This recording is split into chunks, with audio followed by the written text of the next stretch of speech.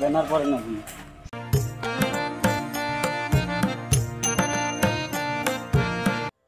বন্ধুরা, আজ আমরা আমাদের বাড়িতে জোড়া কার্তিক পুজো দিয়েছি এবং কিভাবে দিয়েছি, কীরকম কি আয়োজন করেছি সবই তোমাদের মাঝে দেখানোর চেষ্টা করব।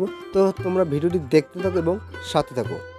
বন্ধুরা, জোড়া কার্তিক পুজোটা হলো আমার বাবা মানত করেছিলেন যে আমার দুই ভাইয়ের দুটি ছেলে সন্তান হলে জোড়া কার্তিক পুজো আমরা দিব। এই মানতটা আমার বাবাই করেছিলেন। তো ঈশ্বর আমার বাবার কথাটি শুনেছিলেন।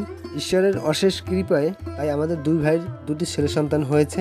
তাই কার্তিক মাসের শেষের দিকে আমরা কার্তিক পূজা দেওয়ার জন্য আমরা আয়োজন করেছি। বন্ধুরা, এই কার্তিক পূজা দিতে হলে কার্তিক মাসের শেষের দিকে দিতে হয়, বাট আমরা বরিশালের ভাষায় বলে থাকি কার্তিক মাসের হারাইন, ওই দিন কার্তিক পুজো দিতে হয়। বন্ধুরা, মানত জোড়া কার্তিক পূজা দেওয়ার কিছু নিয়ম কারণ রয়েছে, সবগুলি তোমাদের মাঝে শেয়ার করবো। সো তোমরা ভিডিওটি দেখতে থাকো এবং সাথে থাকো। বন্ধুরা, কার্তিক মাসের শুরুর দিকে আকাশবাতি দিতে হয় প্রতিদিন সন্ধ্যার পরে।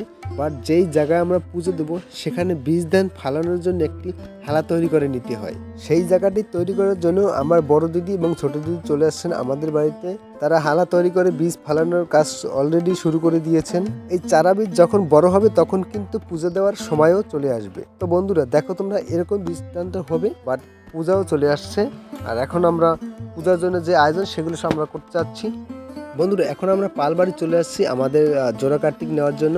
আর আমরা সেখানে গিয়ে দেখলাম আরও অনেক কার্তিক বানিয়ে তৈরি করে রেখেছেন। বাট আমাদের যে কার্তিক দুটি সেটি এখন তোমাদের দেখাবো।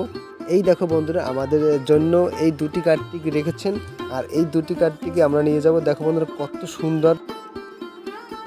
কত সুন্দরভাবে তৈরি করেছেন এই পালেরা। আমরা যেভাবে বলেছি ঠিক সেভাবেই তৈরি করে রেখেছেন। এটি হচ্ছে আমাদের বাড়ির পাশেই যে পাল বাড়ি রয়েছেন, বিমল পাড়ের কাছ থেকে আমরা এই কার্তিক দুটি আমরা বাড়িতে নিব। এই কার্তিক দুটির পাশেই যে ছোট কার্তিক রয়েছে এটি কিন্তু আমরা 5 পিস করে আমরা 10 পিস নিব। যেহেতু আমাদের জোড়া কার্তিক পূজা, সেক্ষেত্রে আমরা 10 পিস নিচ্ছি। এখান থেকে আমরা বেছে বেছে আমরা নিয়ে যাব। কার্তিকের হাতে যে তীর থাকে সেই তীর আমরা এখান থেকে নিয়ে যাব। তো এখন আমরা কার্তিকের যে প্রতিমা সেটি আমরা ভ্যান গাড়িতে উঠাচ্ছি। প্রথমে একটা কার্তিক আমরা ভ্যান গাড়িতে উঠালাম, এরপরে দ্বিতীয় যে কার্তিক ঠাকুর রয়েছে সেটা আমরা এখন ভ্যানে উঠাচ্ছি।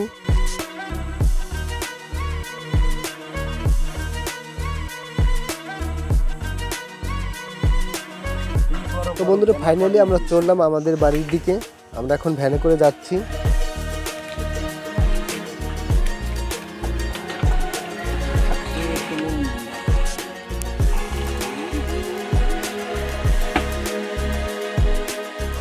তো আমরা বাড়িতে চলে আসলাম। কার্তিক ঠাকুর দুটো এক জায়গায় আমরা রাখলাম।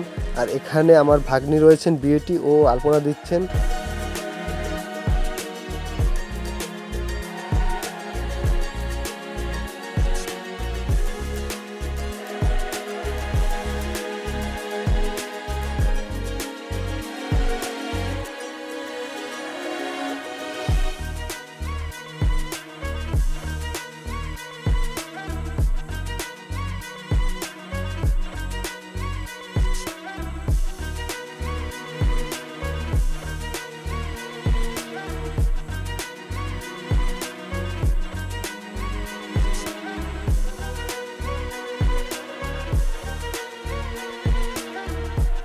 তো বন্ধুরা, এদিকে আমার বাবা মা দেখছেন সবাই যার যে মতো করে কাজ করছেন, সেদিকে খেয়াল রাখছেন।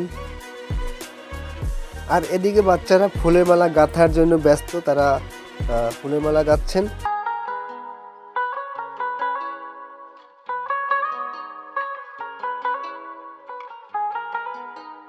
পাশটাতে আমাদের রয়েছে একটা ব্যানার, যাদের কার্তিক পূজা তারা হলেন এখানেই।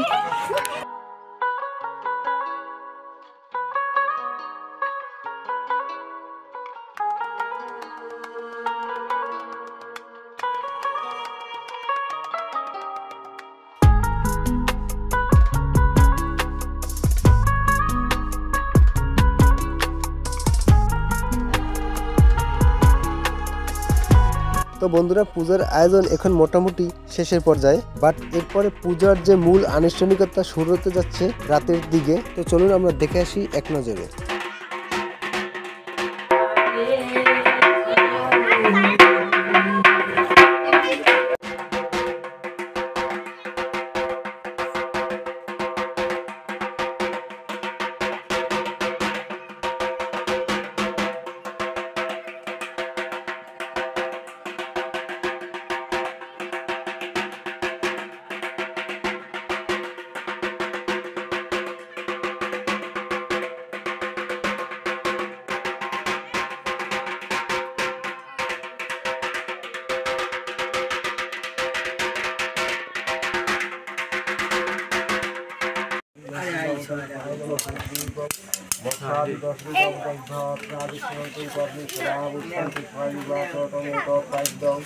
ओम शिवादि दशमी अवतारिकाय नमः। गंधपुष्पे ओम शिवादि दशमी अवतारिकाय नमः।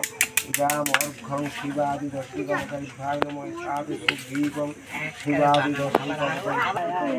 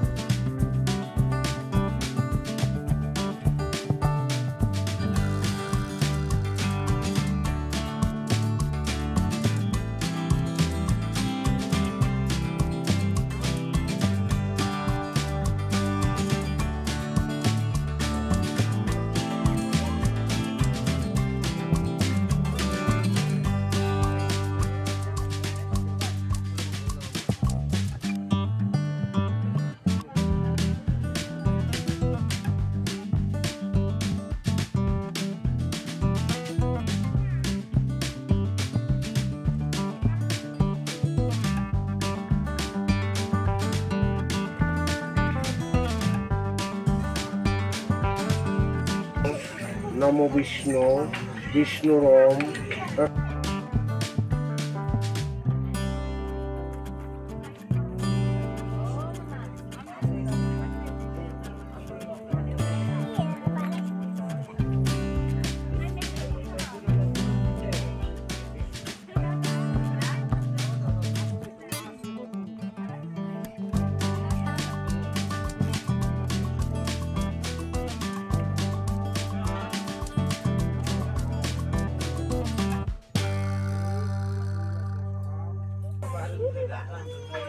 बाकी আছে নাকি হাতে কি আছে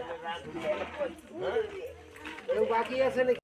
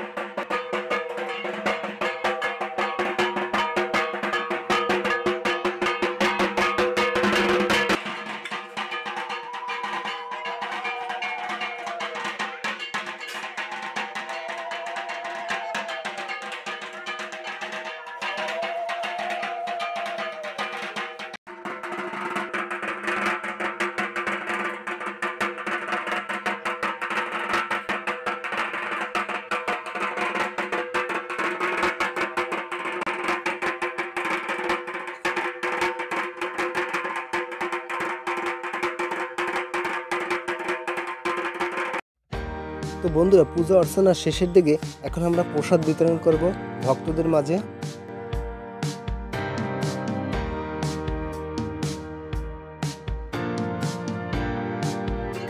তো বন্ধুরা, মূল পূজা আমরা রাতের দিকে সেরে নিলাম। তারপরের দিন সকালে আরেকটা পূজা থাকে, সেই পূজাটা আমরা এখন দিয়ে নিচ্ছি। এবং বাড়িতে যারা রয়েছেন মুরব্বীরা, বাট আমার দিদিরা আছেন, আমার কাকিরা আছেন, তারা সবাই একসাথে মিলেমিশে গান গেয়ে ধুনুচি দিয়ে তার মধ্যে দিয়ে এই পূজাটি সমাপ্ত করলাম। আজ এখানে শেষ করব। ভিডিওটি দেখার জন্য অনেক ধন্যবাদ। সবাই ভালো থাকবেন।